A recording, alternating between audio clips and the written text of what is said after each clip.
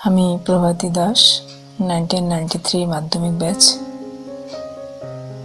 তোমাকে পাওয়া 15 ডিসেম্বরের পর থেকে মনকে কাজে বসাতে চেয়েছি, কিন্তু না, ষষ্ঠ ইন্দ্রিয় জুড়ে তোমারই রাজত্ব। এতদিনের গানের রিহার্সাল, তোমাকে নিয়ে কবিতার প্রস্তুতি, সবই অতীত। কিসব যেন হারিয়ে গেল আবার। বন্ধুদের ফোন, আলোচনা, গ্রুপ মিটিং, উদ্বেলিত মন, সাজ সাজ রব, এ যেন দুর্গোৎসবের প্রাক্কাল ছিল।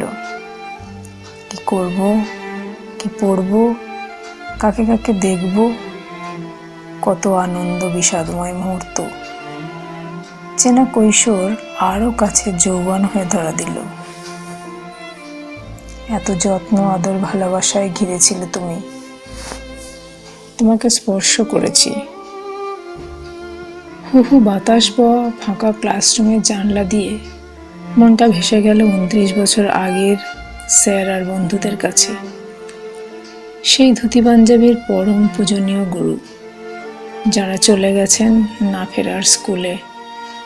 সেই ফার্স্ট বেঞ্চে বসার জায়গা দিব্যি দেখলাম একঘর সাথী আর স্যারকে। আবারও একটা বিনিদ্র রাত, আসবে না কাল সেই আনন্দের সকাল। গভীর অতলান্তিকের বুকে গজিয়ে ওঠা সেন্ট হেলেনা দ্বীপে নেপোলিয়নের মতো অসহায় আজ। কাজের ফাঁকে তোমায় ভাবিনি অতি সাধারণ হয়ে। তুমি ছিলে সমস্ত ব্যস্ততা জুড়ে। তোমার রূপ, গুণ, খেতাব নিয়ে আমাদের গর্বের বুকে।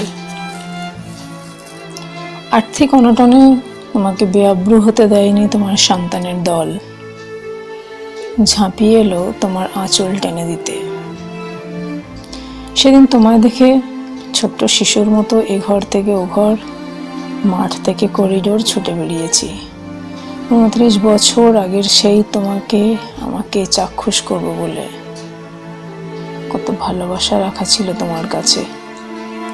সন্ধ্যের অন্ধকারে একখানা পূর্ণিমা দিয়ে এলাম তোমাকে। আবার আসবো ফিরে, হয়তোবা কারো দিদি, বোন বা তোমার মেয়ে হয়ে।